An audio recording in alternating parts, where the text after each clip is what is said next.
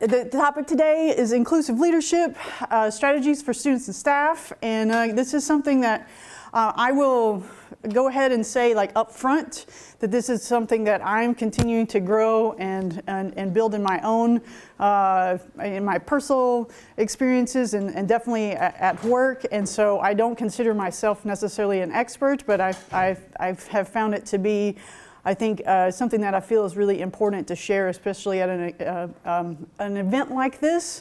Then, as we all can continue to try to grow, as not only as musicians, but also as people leading groups of people, young people, adults, moving forward.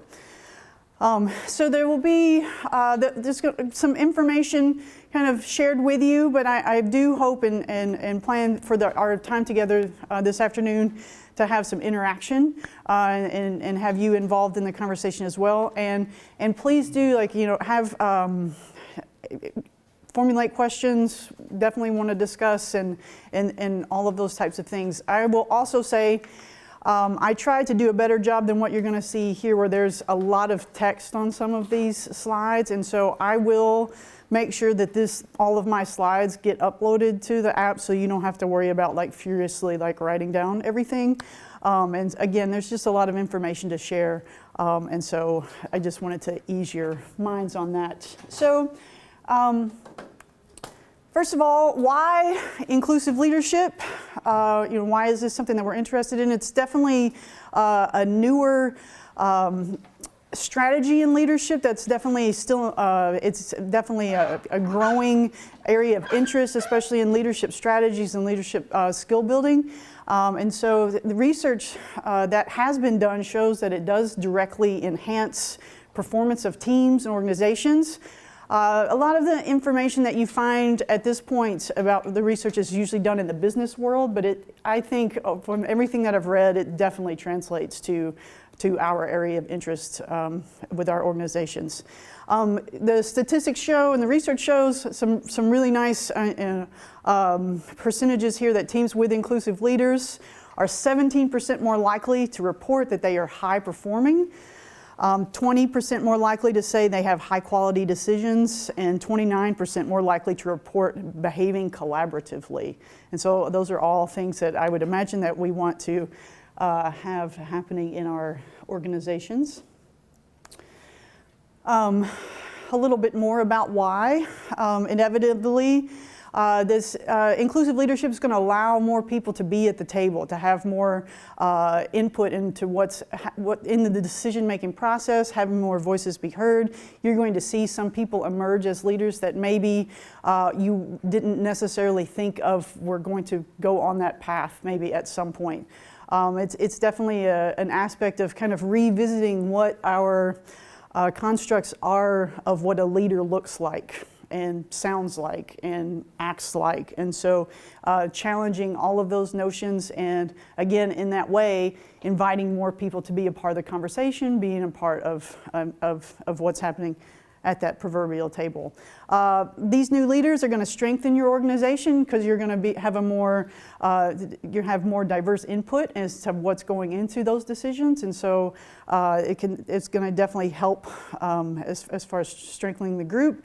And it also, another benefit is that it can liberate those systematic leaders, those named leaders, from this burden of these kind of command posts and being, constantly in these kind of, again, what we think of as these leadership roles, and allowing, again, with more people being invested in what's happening, it can liberate them from that aspect. It can have a dramatic impact on the quality of life and motivation of all of your stakeholders, all the people that are involved in your organization. And then we're going to talk a little bit about ownership versus buy-in. Might seem similar, but not exactly.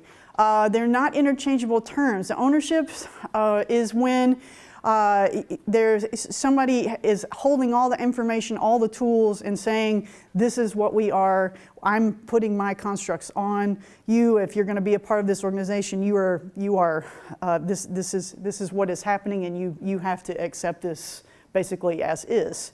Buy-in is, again, having people make that conscious decision of I have some, we can have some discussions about this. I have some part of what's happening and what this organization is about, and I'm making more of a personalized decision and choice about being a part of what's happening. So just a difference there in ownership versus buy-in as it relates to inclusive leadership. A nice definition here, because again, this is still developing. If you were to do some research on this, you'll see some variations still as this the research here is continuing. But generally, a practice of leadership that carefully includes the contributions of all members of the organization. And in some ways, that should be intimidating to us, especially in this field where all members of the organization can mean a whole lot of people, right? And we'll talk about the challenges with this as well. But having all members of the organization contributing, inclusion means being at the table at all levels of the organization. Again, that can also be a little intimidating for us in the normal structures, particularly of band organizations. I can speak from personal experience, and so. But having folks at the table at all levels and being a value contributor and fully responsible for your contribution to the ultimate results of the organization.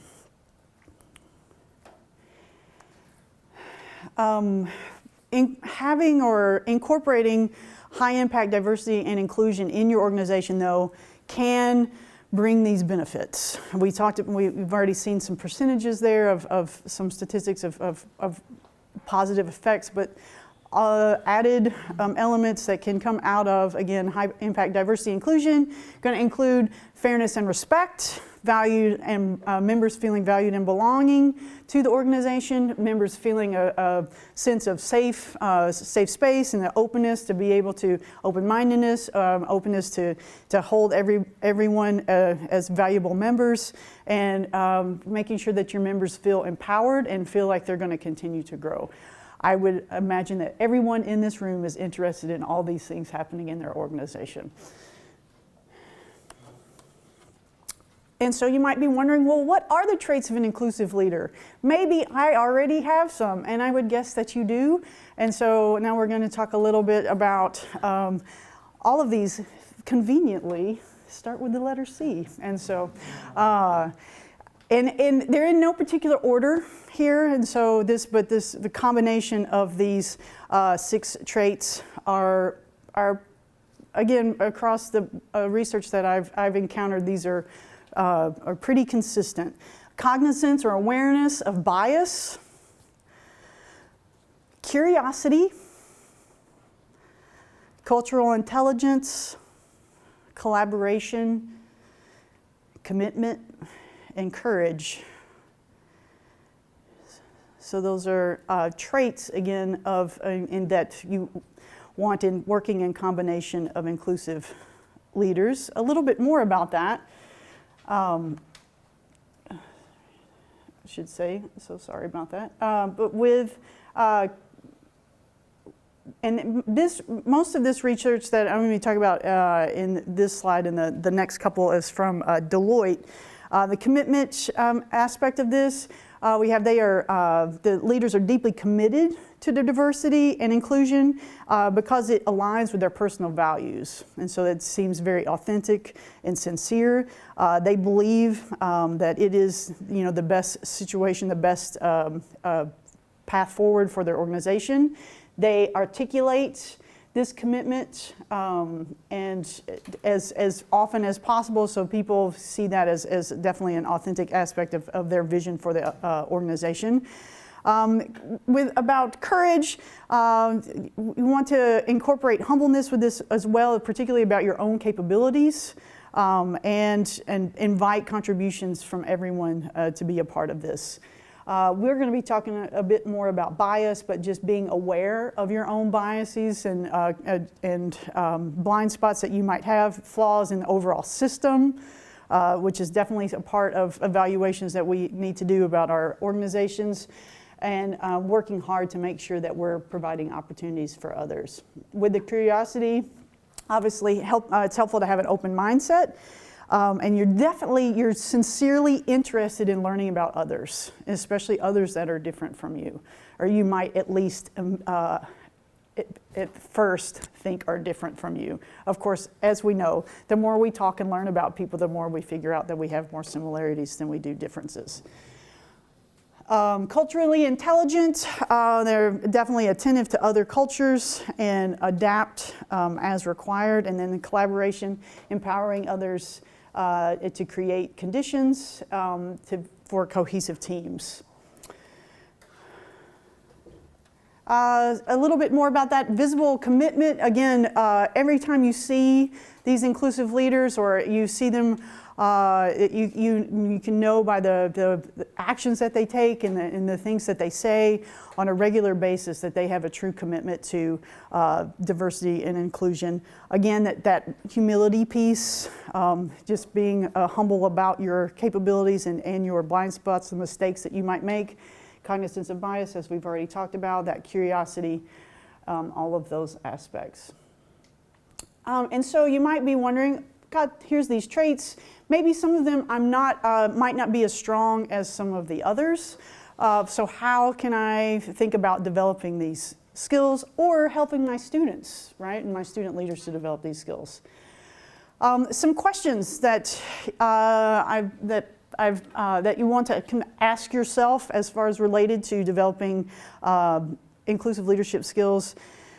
And some of these, it's easy to kind of have the gut reaction answer of like what you think in society should be the correct answer, but then having kind of that those deep reflection moments and just sometimes to sit with some of these and feel like really, really and truly, where am I personally with this right now? It doesn't mean I'm going to stay there, but where am I with these right now? The first one, do you wholeheartedly believe everyone is created equal? Are you aware of the conscious and unconscious biases that you have had or have towards others?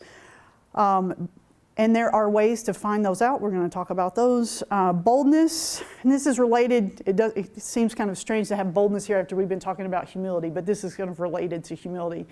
Boldness to enough to be able to admit to those shortcomings that we have.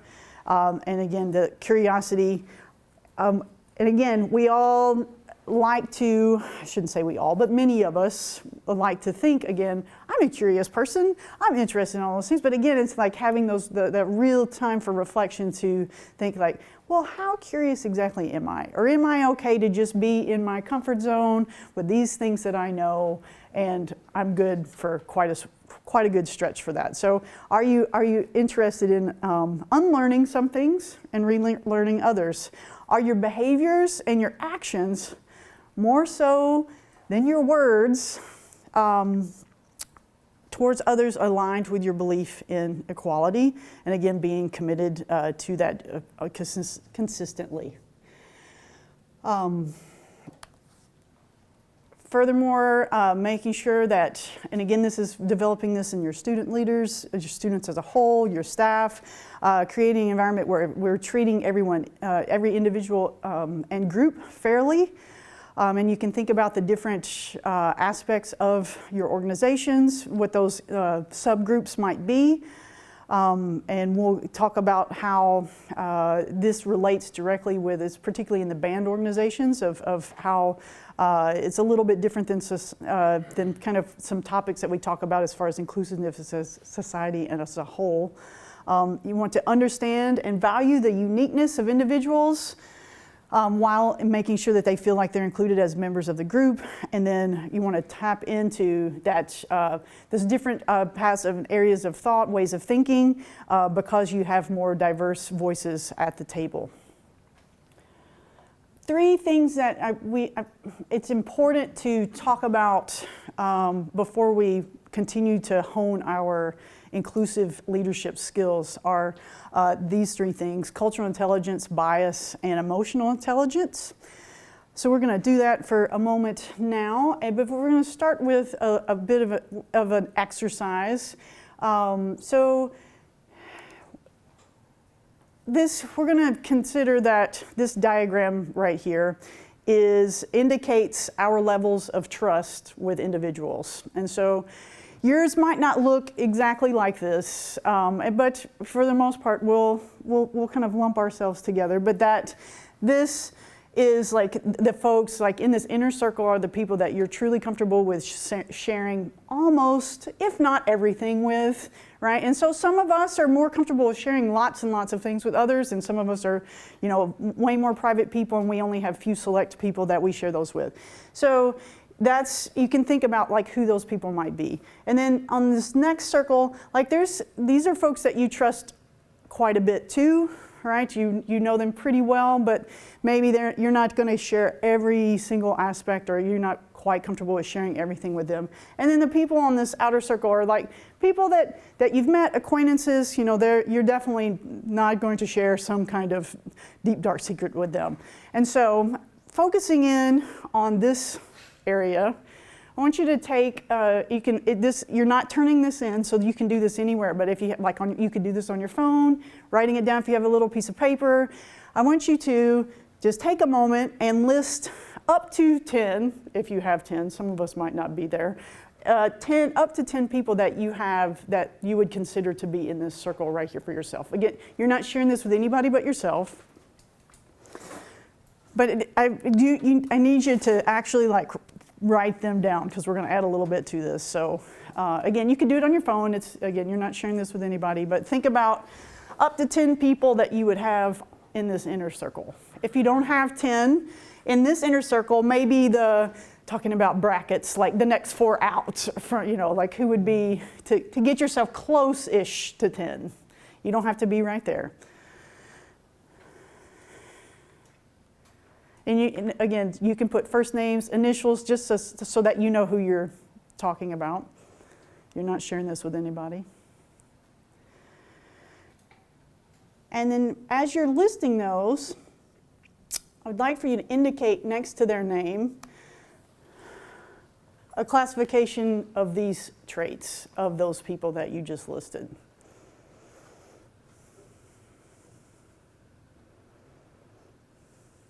Some of them might not all apply, but if they do,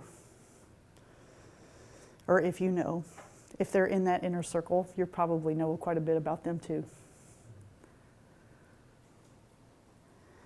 So with this list, and if you're finishing up, that's fine. Again, we're not sharing this with anybody, and this is not, this is more of an awareness exercise. It's not intended to be any kind of judging or those types of things, but just an awareness exercise. But looking at your list now, quickly assess the characteristics of the 10 folks or the up to 10 folks that you just listed, and just think, how similar are these people on your list with one another? And then how similar are these people on this list to you? And most of us, it's going to be pretty similar. And again, it's relationship status, like if they're married, coupled, that kind of thing. Yeah. Sorry. Gotcha.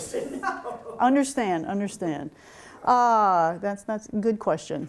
And so, again, it's just an exercise to just notice, because it's just realizing kind of with that inner circle, how similar are they to each other? How similar are they to you?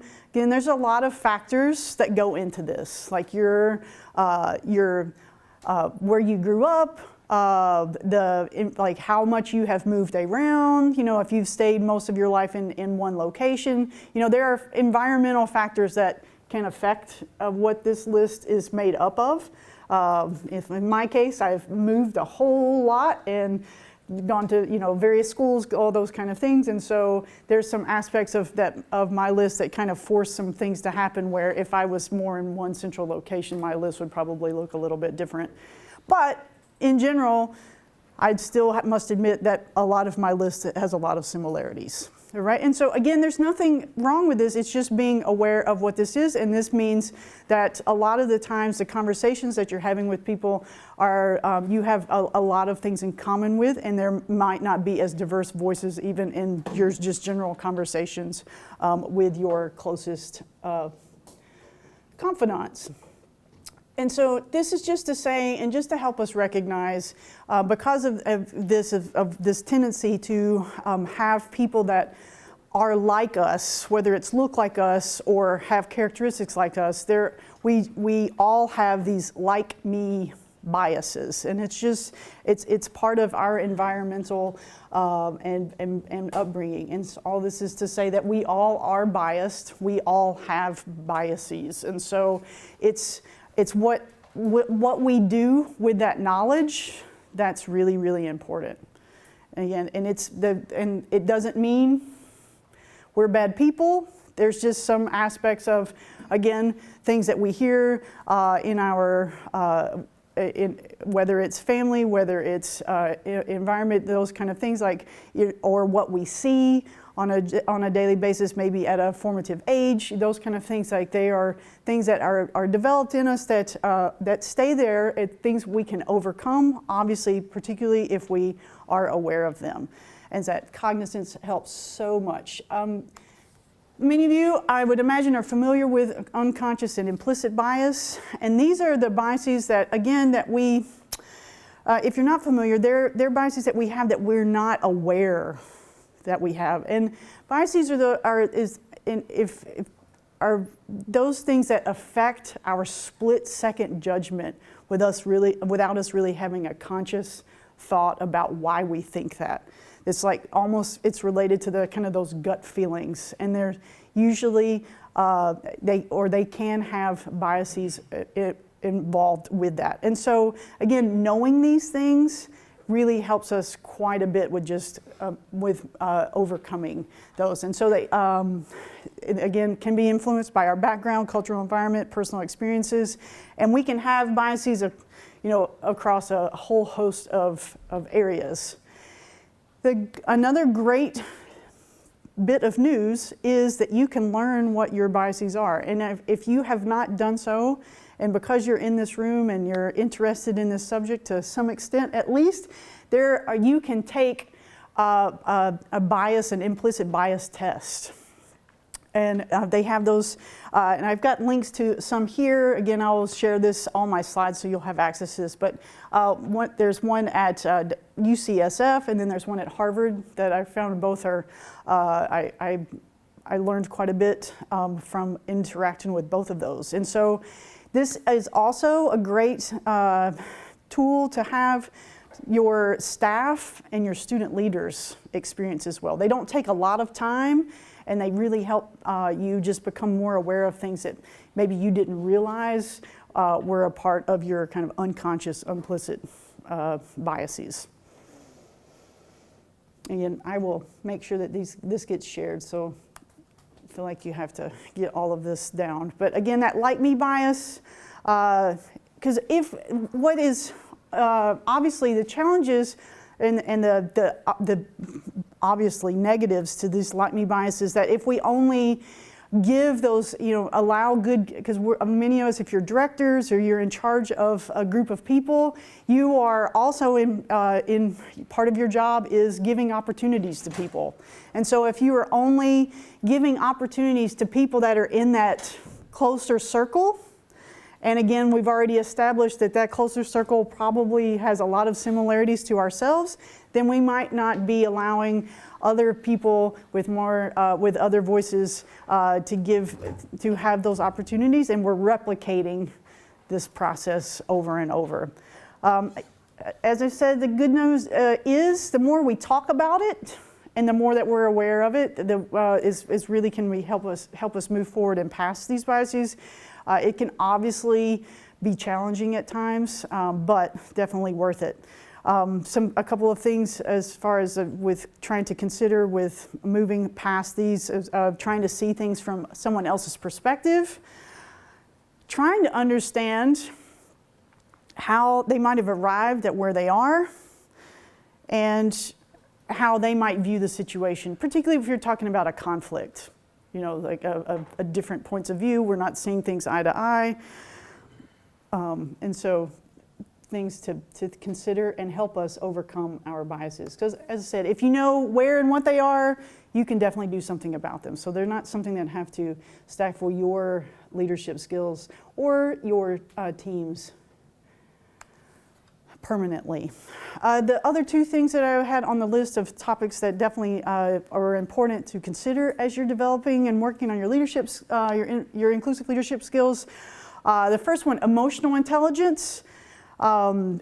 This particular term you're seeing more and more as part of, if you're reading any kind of like leadership material, this is becoming more and more of an interesting topic of research and part of what we consider to be good aspects of good leaders, effective leaders, but having that, being able to perceive others' emotions, being able to reason with those emotions even when they're extreme. For everyone that's teaching adolescent folks, you're dealing with a lot of that. Understanding emotions, sometimes it might not seem you can do that with some adolescent folks at times, and helping to manage. Again, that doesn't mean that we're saying you can't feel this way, but maybe we want to kind of bring the extremes of that into where we can more cohesively kind of work with within our organization. So, what you want to kind of let yourself be open to is perceiving others' emotions, and that can help with the other three. And then the last one, cultural intelligence. And this can be, this is definitely environmental as well, depending on like your particular area where you're teaching. But being curious and wanting to learn and understand more about various cultures, especially beyond your own, maybe even understanding your own more, and making sure that that you are really learning and experiencing and being curious about those and able to engage in cross-cultural interactions. It definitely is related to emotional intelligence, because if you're more familiar with people from cultures that aren't the same as yours, you're more able to understand, again, like maybe about where they're coming from, their emotions, helping with having some conversations where we can manage those emotions in a different way than if we're coming from a place of totally not understanding or not knowing enough about. And this, again, great news. If you feel like your cultural intelligence level at this moment has room for improvement, it definitely can be. There's lots of ways to do that, and it doesn't have to involve travel, right? It's just making sure that you're taking the steps to learn, whether it's our vast amount of online resources, being engaged with various cultural elements in your community where you can learn about cultures besides your own. But it definitely takes some work and some next steps and some effort to engage and add to and build your level of cultural intelligence. All right, so you feel like you've made some big strides in your inclusive leadership skills, and so now you want to think about, well, how am I doing with this? Well, there are some ways, and this can also, this element of evaluating your inclusive leadership skills can be helpful with if you're wanting to or interested in implementing any of this with your students and helping them with figuring out, how they're doing as well. You want to learn as much about, if you can, about your inclusive leadership shadow. So this is trying to get feedback and seeing how you're perceived as inclusive. Because again, like we are as conductors, how many conductors do I have in the room? Lots, all right? So as we all know, sometimes as conductors, we feel like we're doing something that's really musical, but then we watch a video and we're like, that didn't do anything, right? Or you hear what's coming back at you and you're like, obviously that didn't do anything. And so, again, not exactly the same, but sometimes we might perceive that we've really kind of made big strides, but you might, or we feel like we have, but you want to check in with and get feedback and see what the perceptions are from your team members. Especially those who have different vantage points than you, whether that's in a different position of lesser power in the power structure, or they look different than you, different ages, all of those things. And this is going to help you again to identify blind spots and work on areas that might need some more improvement. But it also, again, it signals that you're interested in this effort. And again, continuing to be visible and vocal about your commitment to this, and asking, if people are perceiving that as so. Continuing to seek out difference, and you can and checking to make sure that that's something that you're continuing to do as you want to develop your inclusive leadership skills. And then you want to look for signals that you are having a positive impact. Sometimes they're a little harder to see, but most likely it's going to show itself in, again, that effort where there's more buy-in from all the stakeholders in your organization, that they're interested in what's happening. And when you ask for feedback, they're engaged in actually giving it to you, right? Because there is that frustration sometimes when you're looking for it and you kind of just get the nothing stares or no replies, right? And so if they feel like there's really going to be some response, and they can see that there's effort in this, in moving forward, there's going to be more likelihood of interest in providing that feedback. All right, so I've been, and you've been listening, and thank you, a lot about inclusive leadership in this kind of general sense. And when we talk about inclusion, especially in society, there are a lot of aspects that we think about, again, related to gender, age, sexual orientation, race, all of those things. Like that's part of the society as a whole talking about inclusivity. But, and I should ask this too, because I know it's a mixed group here at Summer Symposium, but just so I know kind of where we're coming from, how many folks are teaching or involved with teaching bands in the room? Okay, so pretty much everybody. And if you're not, that's okay. But there are, the next part is a little more band focused, but it can definitely go along with any aspect. What do you teach? I don't actually teach, I'm a parent. Oh, fantastic. Well, you still have a stake in this anyway. So we're going to talk a little bit more about, or focus now about the world of band organizations and how we have some different elements, different ways that we are not as inclusive as maybe we could be, and because of the structures that have traditionally and historically been part of the band world. And so, maybe you've already thought of some as I mentioned that, and maybe this might be a little too small for you to see, but some of the things that I listed here, some elements that can be exclusive would be just in like a high school organization or a college organization, upperclassmen versus underclassmen. There's that separation of classes, if you will. Those that are on the leadership team and those that are not. Sometimes that can also be an area where it's very exclusive to the people that are not on the leadership team. If your group has alternates, right, or non-performing members, if you have also folks, advanced performers versus those that struggle with their performance quality.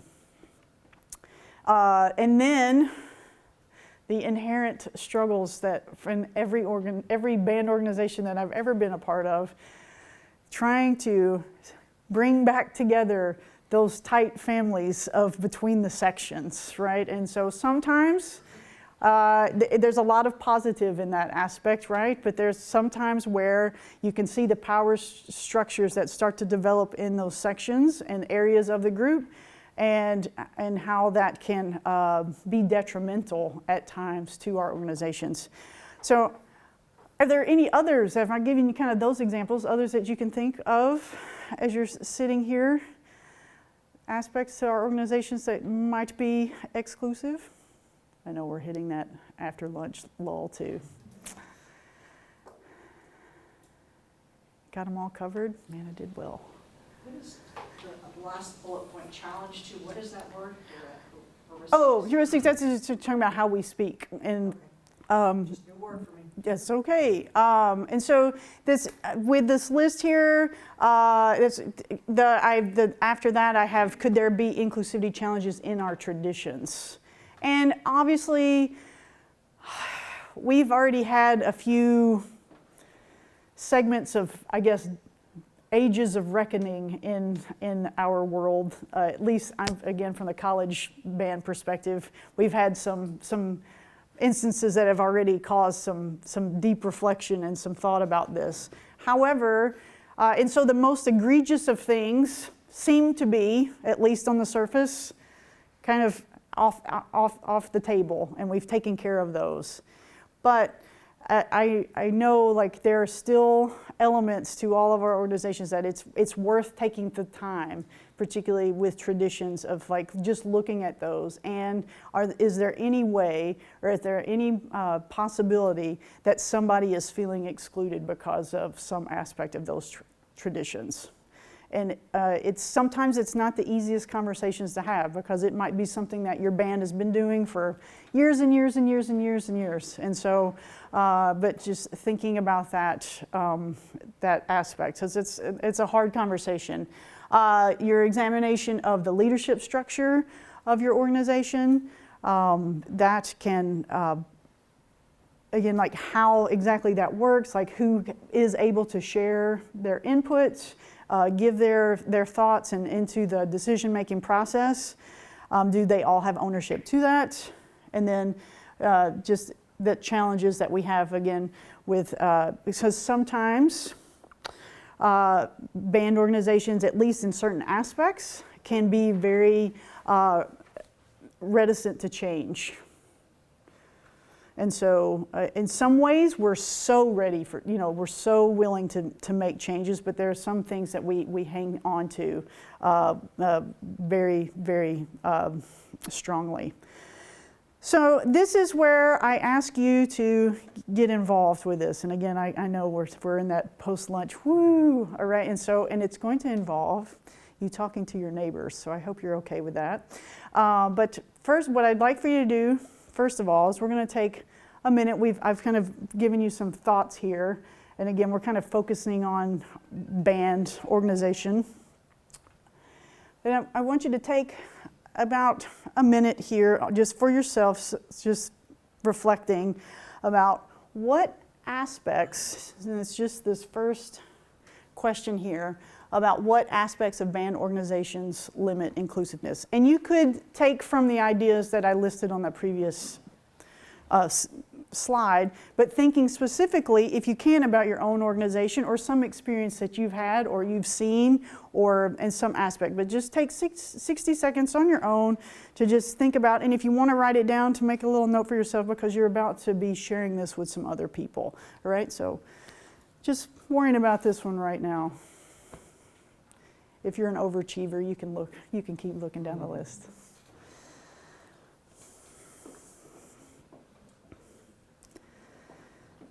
We're about to share. We're about to share. This is for you right now. This is for you. It's okay. We're there.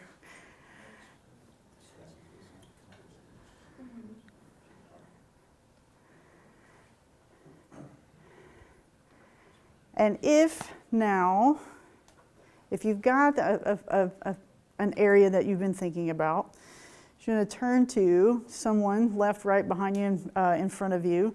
But if we need to, with our if there's odd grouping, it's okay if it's three, that's all right. But to just share the things that you were just thinking about. And in this conversation, I definitely would love to hear your thoughts about this. What we're going to spend 2 minutes in these pairs, and then we're going to build these groups a little bigger and have a little bit bigger conversation. All right, so, and just find another person to share what you were just thinking about. And again, now we're going to go into these next things of like, how could we make progress, and what might be some actions that we could take to make the situation better. What we'd like for you to do is have someone from each, and there were 7 groups that I counted, just to share the kind of main point that you were talking about. And again, I definitely, obviously, like what you identified is what you discussed the most, and then again, if you could give us some input into to other aspects as well. So, is there any group in particular that would like to start? All right. Knock it out. So this is not an issue that John and I both have. We're both in urban education, and we're scraping the barrel just to get kids in. But the biggest issue the two things that I mainly see, especially being based off Indianapolis and seeing our surrounding communities, is money. If you look at what communities around, I mean, if kids are not buying an instrument on their own, they might be ending up on something that the school owns and it's usually not in great shape, and they get discouraged and want to drop, and they feel, left out because everyone else got something new and shiny and I got this piece of crap. And then band fees as well. Like the moment the kid comes into my building, if they want to be involved in band, it costs them nothing. We have instruments that are decently taken care of. We have, no band fees. We can't run that way. If I want people in my program, I cannot run that way. And another issue is that if you miss the bus in beginning band, that's all, folks. We don't want you. No, that's not how it should be. I have, a saxophone player that this kid was in my music history class, and he bugged me to, join. Like, okay, try a sax. Within a month, he's better than all of my saxes in my advanced band. Right. So in a month. So being open to things that divert from the typical path of accessibility. Gotcha. So, got a great marker Thank you for here. being flexible. Yeah. No That's problem. really cool. Everyone wants to be involved. That's how I had the program started with 3 kids 3 years ago, and we're going to be busting over 150 this year. Fantastic. Awesome. Yeah. So, Very cool. Very cool. Any other group want to go next? I mean, I can just start going around the room too. Yeah, go ahead. We kind of talked about the challenges of communicating expectations for marching band to families that, like, their parents are immigrants or possibly don't even speak English. But also, understanding that you have to be early to rehearsal so that you're ready when it starts, and that you have to bring your own lunch, or you have to wear the appropriate clothes, and that's something I've dealt with a lot in my program. Kids were showing up to band camp in nice jeans and brand new shoes. I'm like, oh, we're gonna sweat outside. You really don't want to be wearing that. So. What were some things that you all talked about as possible, helping the situation, or that you found to? We didn't get super far, but mostly just over communicating everything in any way possible. Something that I do in my program, I use Google Voice, so that I can plug things into Google Translate, and then I send it back in Spanish, and we kind of go back and forth like that sometimes with parents, so that I can understand them. We had, because I was the one that part of the same thing of, if I'm aware of an ELL para, I try to make sure I present it. I'm not actually a band director, I'm coming in lieu of the band director, but I'm a band parent, and of even trying to get my band director to realize you need to have a translator coming to these meetings, and or having the stuff, having it translated, all the paperwork, all the forms and things. And the other thing, at least, that I learned, because I didn't come from a band background, and all 3 of my kids are in band, so that's kind of the blind leading the somewhat blind. I didn't know what I didn't know, and they didn't know, and who'd ask, and so I've recommended to a lot of parents and even my own kids, find somebody that's older than you, that plays your instrument or whatever, or my kids do both band and sports, find someone who does what you do, and ask them how to set all this up, and then as a parent, I make connections with that parent of the older student to find out the same thing, because again, sometimes that communication piece doesn't flow, and it's, again, they've been doing this for years, and it's second nature to them, and I'm clueless, and my kid's clueless. Right. So I'm going to put up here Google Voice is that, and basically, I'm sorry that this is not translate. Yeah. And then almost basically like a mentorship or buddy kind of thing, right? Because they had band buddies, but still it's kind of, there's just things of that sometimes it's the kids, if you're coming in, you don't know what to ask, and the other kids don't always know what to tell, because again, it's just, they've done it, it's second nature. Of, or things like, bring a blanket on the bus because you're gonna be freaking cold when this is done. Bring, a pair of sweatpants or whatever, I know it sounds silly, but those things that I think added to the whole enjoyment of the experience itself, because of leading in and coming out of it, that they wanted to do this, because it wasn't like they were just miserable the whole time, except for the time they were on the field. Yeah. Well, that's definitely, and it's not stuff that is always showing up in your manual or your handbook, right? Very cool. No, thank you for sharing that with us. Another group willing to go? Yeah? Yeah, I mean, we kind of talked about a little bit, like, so for instance, at my school, it's not necessarily something that's in our main program, but the outside nature of our school is affecting kids in our program. So like, I have 5 students in my high school program right now whose parents are all legal. And so dealing with those times of ICE raids and things like that, and they are buried away, and because of that can't be involved in getting to rehearsals, and you know, we're obviously forgiving of that in those situations, but then they immediately feel excluded because they're having to catch up, or can't be with their friends who they're the ones that they want to be with the most in those scenarios, you know. So navigating those situations and learning the, you know, he chimed in with trying to learn the cultures of his school, and trying to break those cultures up a little bit and get people back to communicating with each other. First generation students. Yeah, Yeah. it's definitely, you know, especially reminding ourselves of, as white cisgendered people, both male and female, like that's the constructs of like how most of all of our institutions are set up, and just realizing that, you know, for most of any other culture is having to find a way to fit into that. And I know, like, again, I'm preaching to the choir here, and I don't intend to be preaching, but just keeping that in mind in those situations like this, that, you know, we can break that down, and like, how do we make this the most welcome environment that we can for everybody that's here, and remembering, like, there's just a history and a tradition of the institution being a certain way, and that that doesn't always mean success, or success can look different than that. She even brought diversity in music, that the music, even just Yeah. music Oh, pieces yeah. selected overall, which I thought Definitely, was interesting. Differences Yes. in music and arrangers Yeah. are not choosing things that are. definitely. Yeah. Well, with what you all talked about, what was one of the things that you've suggested as far as like might assist in the situation? Because that's very tough. We really didn't get that far. It's hard. Does anybody have something that they would offer in that? Have they had any experience with that? That's tough. Students from ICE raids and stuff like that? Yeah. Yeah, my school's 80% immigrants, mostly Hispanic, and we have to deal with that a lot. Yeah. But I live in a very liberal area, and there's a lot of people looking out for them, so Yeah. we don't have quite as many problems maybe in your area. Yeah. And I'm, So as far as anything I could offer? No, Because no. we're in a, As I said, you need a larger community support. right, because we're in a very conservative, you know, Right. Trump supportive area. Oh, trust me, Trump Yeah. needs our well, leaders. try to avoid all of this conversation. It's okay. It's okay. It's all right. But this is, you know, but this is the nature of real world things that band directors are dealing with, and so it's worth talking about that.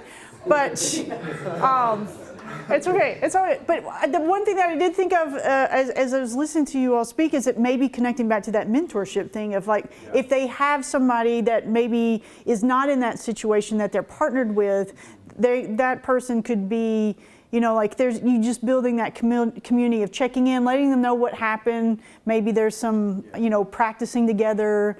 I know they're hidden away, but thinking about some kind of connection like that. Along the same thing. Come on with in. Culture and stuff, it's the same, but a bit different in that I teach at a new school after many, many years of teaching. And inherited a program where the previous staff played favorites according to the kids. And you can take that with a grain of salt kind of thing. But as I'm watching my kids interact, I see that they're not including persons of color. Mm-hmm. And I'm Puerto Rican, and I'm like, interesting. So, you know, and I think it's a very learned behavior. Mm-hmm. And as I get more into trying to establish relationships with parents and community, I see, oh, Johnny's that way because that's how Johnny grew up. Right. And I'm not here to judge because Right. I've been all over the world, but I just thought, oh, that's unique. So we're trying to find a way to go, you know, little Susie who you're not including really is a sweetheart. And she's gonna be all right on that clarinet if you would just give her a chance. But when you turn around and you see little Susie sitting by herself at lunch, Right. I'm like, oh, that was so, I pick up my plate and I go eat lunch with Susie. And, Right. I hope the message gets across. Well, I hope, and that's being a visual presenting that, I think, to where students can see that. It's subconscious and it might take time, but they still see that. And it's a different message than they might see elsewhere. And I think, band in general, we like to think about is in our organizations where there's a lot of family created, and sometimes created in spite of these biases that we might have and might even be like really strong in the community, and making those bonds kind of unconsciously, you know what I'm saying, and almost kind of fooling people into overcoming their biases. And then you help them realize, see, despite what you thought coming into this, you've now made this connection. And so I think that's what we want to try to work to foster, but obviously you have some aspects of like that where you're really working against some harder things that are coming into your band room with these people, right? It's not necessarily what you're trying to instill in your room, but it's what people are bringing in the door. it's like the earlier slide that you had up, that subconscious bias. I don't think these kids realize that they're not including Right. those kids. Because they're all sweet kids. Right. Yeah. But when we say water break, Yes. Then but into clicks. Well, because that's safe. Right. Yes. It's too And scary to even- put themselves out there. And even with it, because I've done ELL classes where, and again, second language, and I pointed out, because the kids were saying, quote, all white America's against us, and I said, okay, do you guys notice in the hallway, those of you from Guatemala tend to hang out together, those of you from Honduras tend to hang out together, those of you from Cuba, those of you from, and they went, whoa, I hadn't even thought of it that way. And I'm like, you guys are even within yourselves kind of Doing the self. same thing. Yeah, I mean, 'Cause it's yeah, comfortable. people just It's comfortable. Yes, people do self-segregate Oh, yes. Yeah. consciously or unconsciously. For sure. All very good. I definitely want to make sure we get to everybody. How about one of the groups over here? Well, yeah, thanks. We talked about the cost thing in our group as well, but like just having kids that kind of blend in, and kids are more introverted and quiet. It's really easy, especially for a big program, it's easy for them to get lost and maybe not considered for a leadership position or something, just because probably that's what they need, to be kind of lifted up and empowered to be in those roles. But I'm not really sure how to do that. And I mean, those are kind of the kids that, at least with me, they won't make eye contact when they talk to me. They come up to me, kind of look this way, and they say stuff. And how do you build those kids up, so they can be a leader within the band program? Providing, and one of the challenges to this inclusive leadership style is that it is more inherently democratic. So it means taking the time to listen to a lot of voices. So that is a hard part, because obviously we don't have time, right? We're always have a zillion things to do, a zillion hats that we're putting on, and it's a true challenge for us.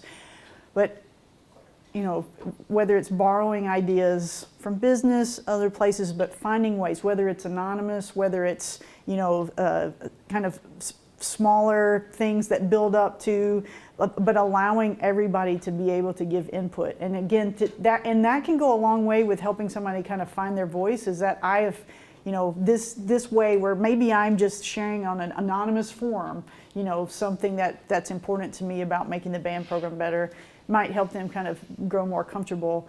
That's one thing I can think of. I also am always kind of trying to think for myself of helping not only myself and my staff, but also everyone that's making these kind of decisions, depending on what your leadership selection process is like, is challenging what we view as what a leader looks like, sounds like, acts like, and that there are many different types of leadership styles, and it doesn't always have to be the loudest voice in the room, right? And so, and really encouraging, even in our, with our students and with our student leaders, having them ask the questions of the people in their sections to get opinions and thoughts and input. That way it's not necessarily you all the time, because you have a lot of things that you have to do, but people are able to share their voice. I don't know if anyone has any other kind of suggestions along that line, because that's especially bigger programs, it's tough. Well, I tell like student leaders that like nobody eats lunch alone, like band camp and stuff. It's Yeah. it's just not allowed. That's great, for sure. That one's definitely a tough one in larger organizations for sure. But Some just, kids are just used to isolating themselves. You know, they do it all day, you know, at school, and then, you know. yes, yes. And for some of them, that might be what they need at that time too. Right.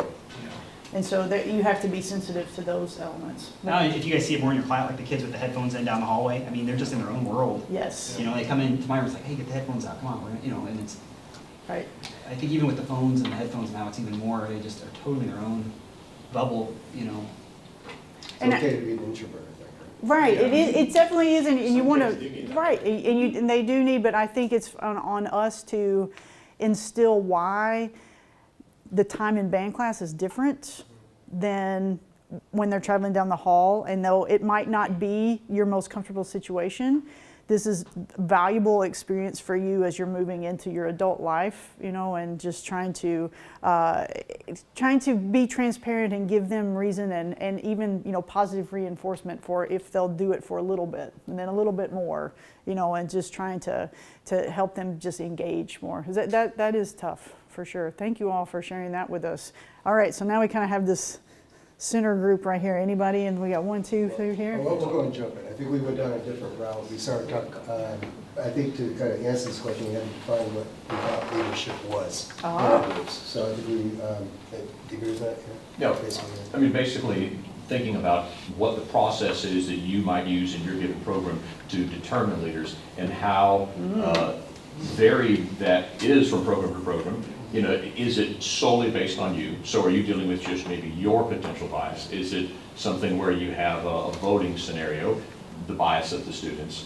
Is it something where maybe you have like faculty surveys and you get input from their academic teachers, and then you have potential bias from that side of the coin? So, you know, there's just such a variety of different ways that people go about trying to determine who's best qualified, and each one of them presents the potential to go down a rabbit hole in terms of what bias could be pulling in one direction or another. Right, it's going to be students, it's going to be the director. Yeah. Who's making decisions here. Well, I'm sorry that I cut that one short. That's definitely a very interesting conversation. It sounds like you had in a very short amount of time. And it's definitely something to think about and evaluate with our processes is how that input's coming in and how we're making those decisions. And again, just trying to keep an open mind about what a leader can, those leadership styles that might be different than what we think of as a traditional, even what might seem traditionally a leader in a band organization. And again, definitely related to our military history. You know, there's a lot of kind of traditions that come along with that. So just thinking about that. And what I kind of tend to think about is, it's not saying everything, it's all wrong, but question everything. But is it all right? Right, and you only find that out by questioning everything. And again, that's just taking a fresh look at all aspects that are, you know, and is related to this. Yeah, for sure. All right, we got 2 more groups back there. Anybody, which one wants to share with us? Yeah. We kind of changed around a little bit. That's okay. We kind of thought band was one of the more inclusive In many ways, yes. groups. We kind of talked about what we do to foster that kind of thing. Oh, cool. And I have a thing that I've done since I started teaching called SUDA. Stands for Service, Unity, Dedication, and Attitude. And we preach that to the band kids and how they need to be of service to each other, help each other out, and be united as one group, and be dedicated to what we're doing, and have a positive attitude.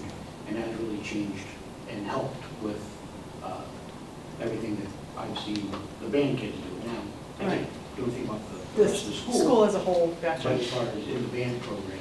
And you found that for the most part, all the different elements of your band program seem to buy into that and feel pretty comfortable with it? Yeah, we Great. started, I'm the band guy. Okay. I start them out, beginners and all the way through.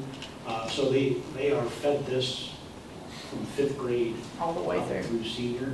And a cool example is, we had an autistic kid that just graduated this year. And outside the band, nobody gets near him, nobody, but they cheered for him. When he came up and did a senior speech, I mean, everybody just gathered around, gave him a big old senior hug and stuff like that. Yeah. all kinds of cool stuff. Fantastic. Well, that's great. Thank you for sharing that with us. That's definitely, I like the different variations on the topic. All right, last but not least for sure. Sure. We talked about some of those things, and they seem a little bit petty, but like, No. I'm mainly the percussion person in some ways, but I'm also kind of the head director. And the idea of the battery, So the curious. battery kids point at the color guard and be like, they're not doing anything. I go, so we have those kind of issues. And Yeah, then it's very We real. also talked about leaders being the danger of, well, we need student leaders, but how much of a pedestal do you put them on? How does that isolate the non-leaders? And then we talked about upperclassmen and underclassmen, and that kind of dynamic of, okay, so how are you going to not just call the freshmen the worst people ever, okay, in personality and in ability? How are you going to work towards that? And I just, in our program, I looked at my leaders last year. I said, hey, give me the name of someone who's doing a great job in your section. And then they're like, what? Okay, give me the name. Who do you got? And as we went through our week of band camp, they were giving me more and more names as we went. It's just one of those things. Okay, well, make sure you call them on and thank them for doing the work and encourage them and those things. So. Sounds like a great way definitely to make some connections. Yeah. I was going to add to this whole discussion in general that discrimination in and of itself isn't typically wrong. We have to discriminate when you're choosing a leader. Right. You have to take certain criteria and based on that, choose a leader. And so this whole discussion really is more about making sure those criteria you're using is relevant. So like race, gender, all these different things are irrelevant. And so the whole topic of bias is ensuring you're constantly cleansing yourself and making sure what criteria you're using for selecting leaders is relevant and valid. Right. I mean, you obviously do want the best people in the job. You know, that's the whole point of it. But again, in the band world in particular, we've definitely have had it traditionally kind of a idea of what that looked like, and so just making sure that we're open to. Yeah, for sure. But that's definitely some good points, and I appreciate you all. I definitely don't see that as petty because I think that those are some of those like inherent band program things that we live with pretty comfortably, that we don't always realize the impact that they have on students. Again, the non-leaders or the underclassmen or the not as good performing, strong performing members, that there are these kind of just micro, to borrow from the outside of band, but microaggressions in those instances that can cause students to decide to not want to be in your program. And that's ultimately what we want to avoid. And so, again, just talking about that, like why do we have this need to make first-year members, because it's a tradition. It's because somebody treated you this way, and now you're excited, kind of weirdly, that you have the opportunity to do that. And so let's talk about, well, do you want to continue this, or do you want to be part of the solution that breaks that tradition? And let's see if we can find something else that's way more beneficial to the group. And again, I don't know if it's a petty thing, because I was the uniform person this past year, and one of the ongoing traditions is, because we have plumes, and as sticking in, was to tell the freshmen the plumes are on backwards. Not that there is a frontwards or backwards. And I didn't, I kind of picked up on it the first year, last year when I was in training, but this current year when I did it, and I finally just went, you know what, guys? And I just announced the whole group, which they were mad at me, the upperclassmen, but I said, you know what, this doesn't actually impact you, it impacts me because I have all these freshmen coming up asking me to switch it over. It's not that funny, So you gotta figure out something different. I'm like, this is David chick. Right. But it was like, okay, what's the point in telling them their plume is on backwards? And it didn't seem like it was. It's hazing. Yes, yeah. Which is the word that no one wants to talk about anymore, Yes. but that is what that is. Yeah, and that's what and they were just looking, and I just went, no. Right. You gotta figure out a different way, because this is, Right, but I think it's important for us to talk to our students about, because as we were talking about with those implicit biases that we don't always know, or students don't always know that they have, it's the same thing of like they're in an environment, especially when they're not around us, where this is just kind of, for some students and some groups of students, that's just the normal way they exist in their group. And so it's just, whether it's modeling the behavior that you wish to see, or whether it's having conversations about it. And again, I know it's time consuming. And we have so many things on our list to do. I totally relate to this, but from my experience, I feel like it is worthwhile, and it will make the ultimate end result closer to what we're all kind of working toward. And again, because you're going to have more people buying into the process, there's going to be some more kind of self-sustaining things that happen too. Again, kind of hopefully at some point taking some aspects of it off your plate. I had a feeling that we were going to kind of get a diverse group of kind of subjects that would come out of these groups, and so there was just a couple more that I just wanted to bring to your attention that we could share some thoughts about.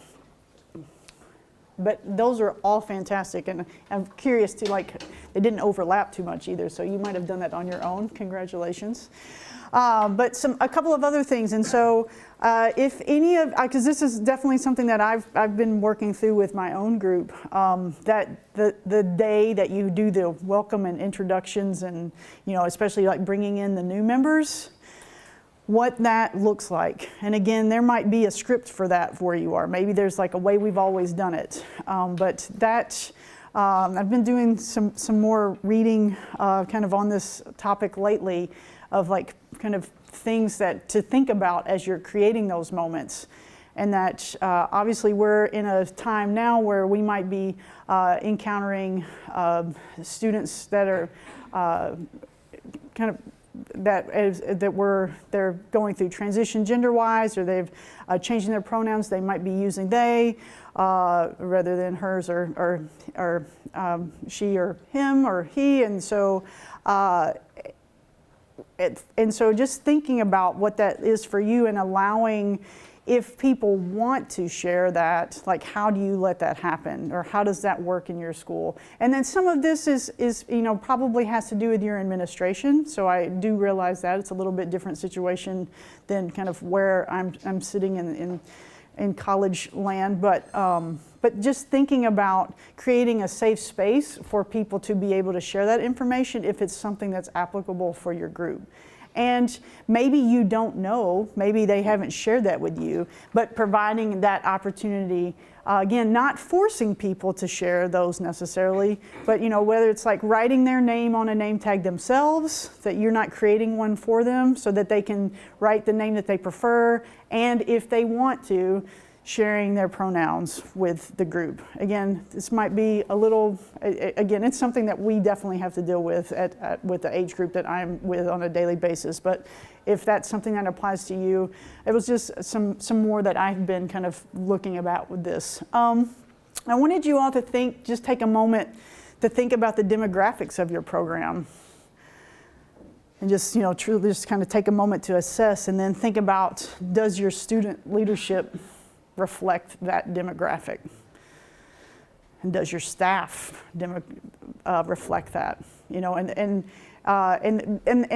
different demographics, like not, whether it's gender, whether it's race, whether,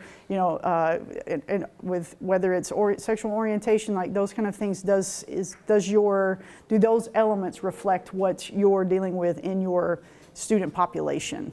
And for me and my program with our student leaders, the leadership is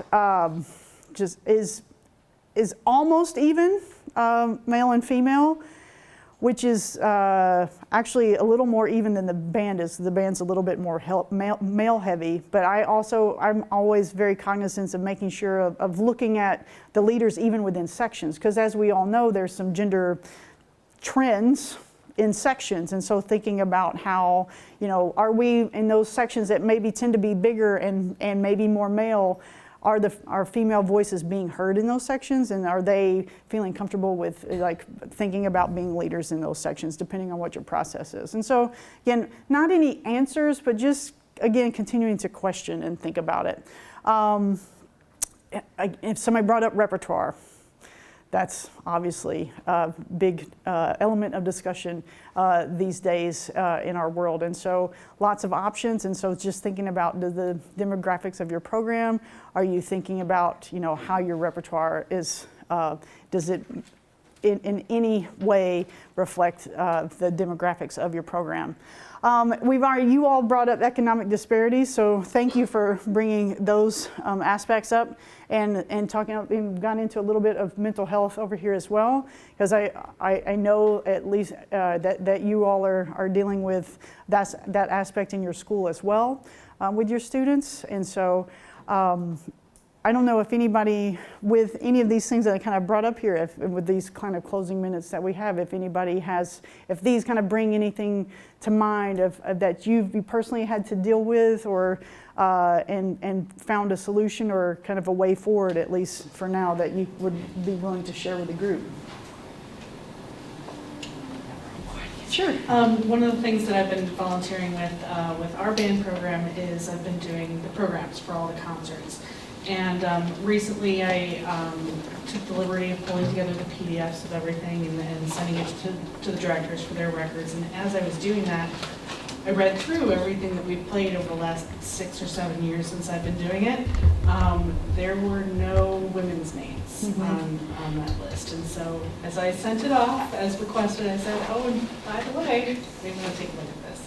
Yeah. So, and I'm sure it's just completely unconscious. You know, I don't think any of them, you know, they're all white males. I'm sure they didn't consciously go, yeah, you know what, let's not do anything violent.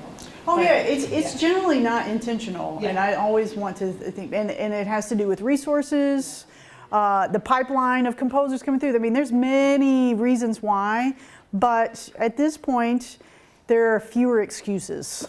And so, you know, if you want to, if you are willing to make a change, it's possible to do it, even with limited resources, I would say, and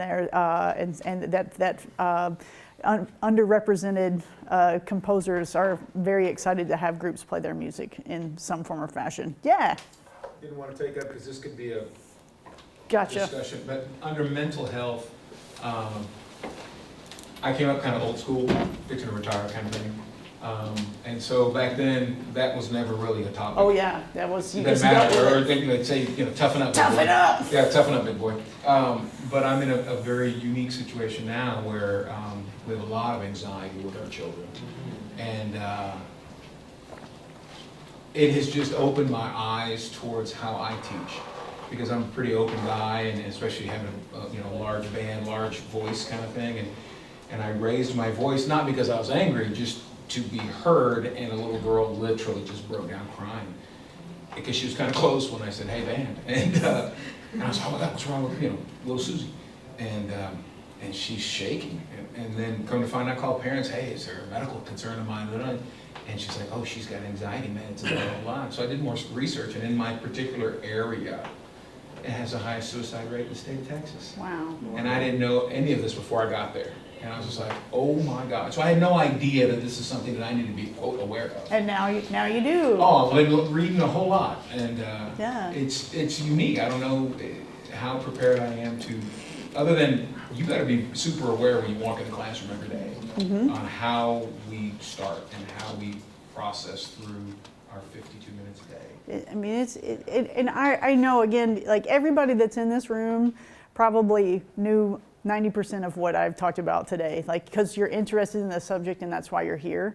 And so I think, there's an aspect to this, and I am so appreciative of you, again, willing and then sharing your thoughts with everybody. But it's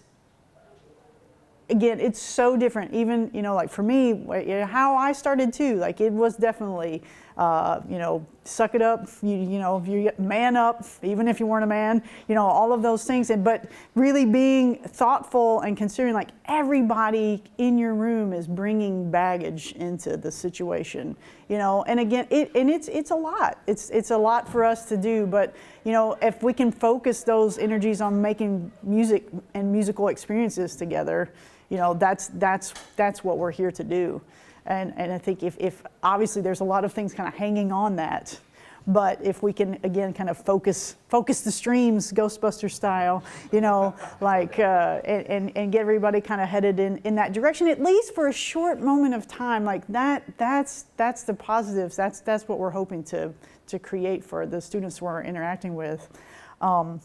I wanted to leave you all with just a couple of quotes that I've kind of kept up with. Last thing with just talking about this, I think it's time. The challenges of implementing inclusive leadership are time, and finding ways to help get that started for you.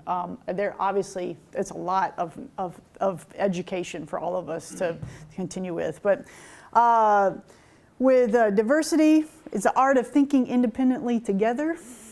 And so again, like just bringing all of those different thoughts and voices and moving forward. And then some of you, if you're a meditator, you might have heard this, have seen this phrase before, but I can see myself in all things and all people around me. And I think if you can, hang on to that as you're encountering all the folks that you do, all the many, many folks that you on a daily basis, just trying to find a little bit of yourself in everybody that you see, it makes a stronger connection, and it helps us kind of more positively move through the day. So again, thank you so much for being here. I'm happy to answer any questions if anybody might have. Again, I don't profess to be an expert in this. I am learning and developing in this myself, but thank you all for being on the journey with me today, and I hope you have a wonderful rest of the time at Summer Symposium.